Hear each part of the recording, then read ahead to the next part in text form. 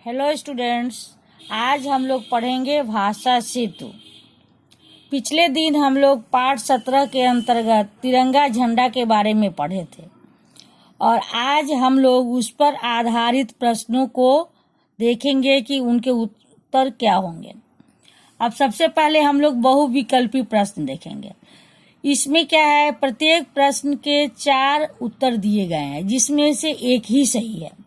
तो हम उनको देखते हुए चारों उत्तर को पहले पढ़ेंगे और जो सही लगेगा उस पे हम टिक लगाएंगे। पहला है, हमारे देश के प्रधानमंत्री किस अवसर पर लाल किले पर राष्ट्र ध्वज फहराते हैं?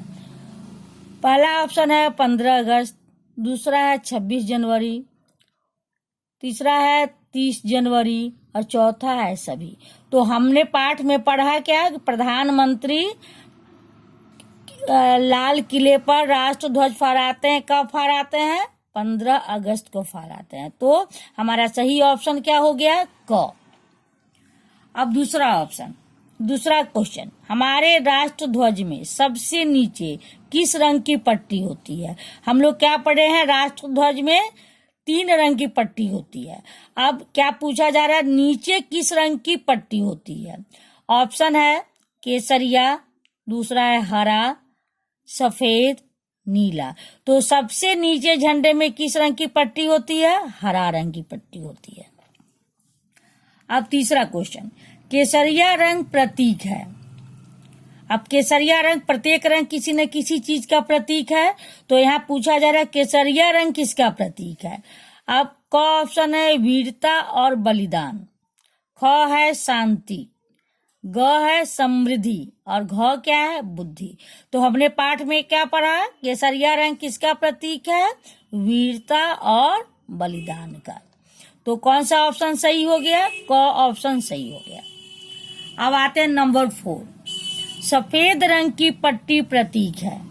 अब सफेद रंग की पट्टी किसका प्रतीक है? ऑप्शन है शांति, दूसरा ऑप्शन है सच्चाई, तीसरा है पवित्रता और चौथा क्या है? सभी। तो सफेद रंग की पट्टी हमने क्या पढ़ा, शांति का भी प्रतीक है, सच्चाई का भी प्रतीक है, पवित्रता का भी प्रतीक, मतलब तीनों का प्रतीक है। लेकिन हम इसमें तीनों में हम टिक नहीं लगा सकते। हम सही ऑप्शन के लिए एक ही को टिक लगाएंगे। अगर एक को लगाते हैं तो गलत हो जाता। तो यहाँ क्या लास्ट ऑप्शन क्या है? सभी। तो ये सभी ऑप्शन सही है, इसलिए हम किसमें टिक लगाएंगे? घ में लगाएंगे। अब आ जाओ नंबर 5 में, सफेद पट्टी पर बने चक्र में कितनी कमानियां हैं? तो हम लोग क्या पढ़े थे, चक्र में कमानियां होती हैं, बीच में जो चक्र बना होता है सफेद पट्टी पे, कितनी कमानियां हमने पढ़ा? 10, 20, 24 और 25। तो क्या हमने पढ़ा वहां पे? 24 कमानियां होती हैं। तो हम 24 ग ऑप्शन को टिक लगाएंगे।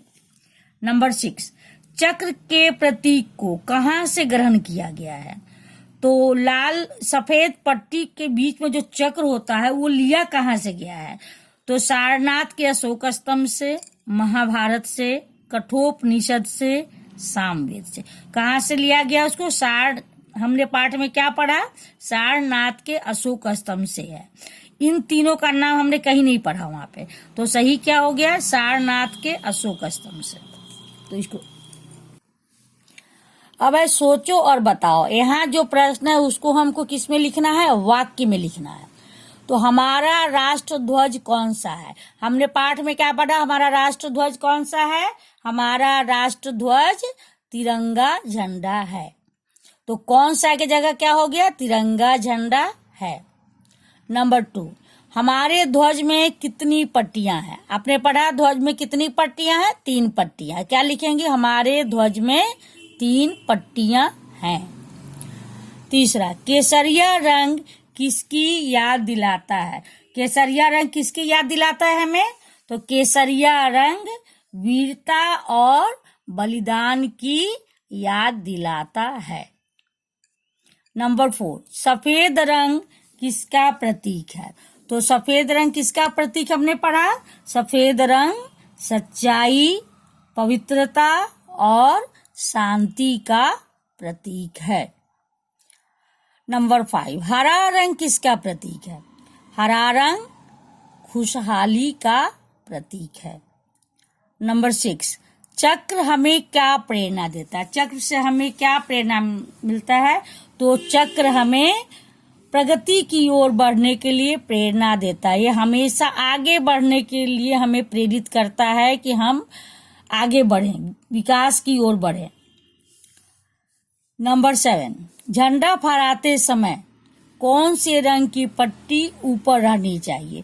झंडा में जो 3 रंग होते हैं तो उनमें कौन सी पट्टी को कहा गया ऊपर रखने के लिए?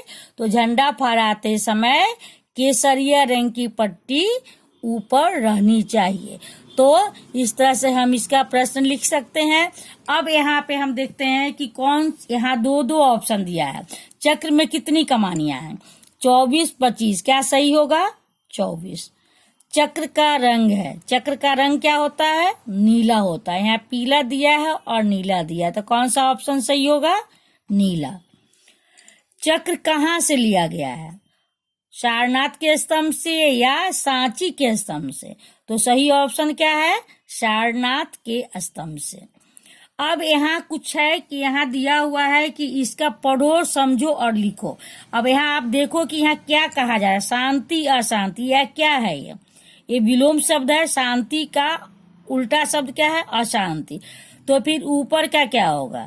नीचे, अधिक, कम, पास, दूर, सफेद, काला। अब दूसरे साइड में जो नंबर 2 में दिया है, यहाँ क्या है? यहाँ तो विलोम शब्द है, विपरीत शब्द है। दूसरे में है पट्टी का, यहाँ क्या बनाया? पट्टियां। पट्टियां बनाया मतलब है एक वचन को क्या किया? बहुवचन में बनाया। ये वचन के बारे में है, तो बहुवचन में किया। तो यहाँ क्या देख रहे हैं हम? यहाँ जो बड़ी ई है उसको जब हम बहुवचन बनाते हैं तो उसको किस में चेंज करते हैं? छोटी ई में चेंज करते हैं और जोड़ते हैं अंत में या। तो सब में वही चीज किया गया है। पट्टी, पट्टियां, नदी, नदियां, लड़की, लड़कियां, कुर्सी, कुर्सियां, कली, कलियां। अब नेक्स्ट है वाक्य में प्रयोग करो। यहाँ हम अपने वाक्य में इसका प्रयोग कर सकते हैं, लेकिन जब भी हम वाक्य बनाएंगे हमारा वाक्य छोटा होना चाहिए।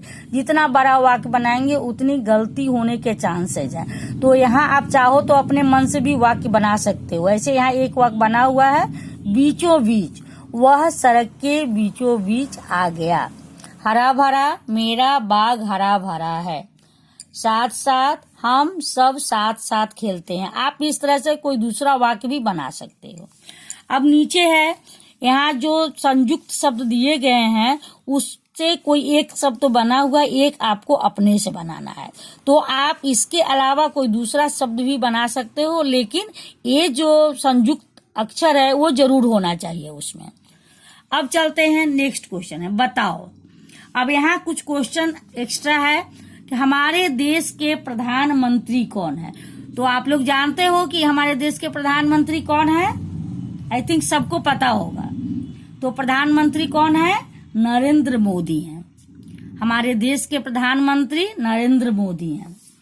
अब दूसरा क्वेश्चन है, हमारे देश के राष्ट्रपति कौन है? तो हमारे देश के राष्ट्रपति कौन है? हमारे देश के राष्ट्रपति रामनाथ कोविंद हैं। तीसरा क्वेश्चन है, 26 जनवरी की परेड की सलामी कौन लेता है? तो 26 जनवरी, 15 अगस्त में तो हम लोग क्या देखे कि कौन झंडा फहराते हैं? प्रधानमंत्री। 26 जनवरी की परेड की सलामी कौन लेता है? तो राष्ट्रपति। 26 जनवरी की परेड की सलामी राष्ट्रपति लेते हैं।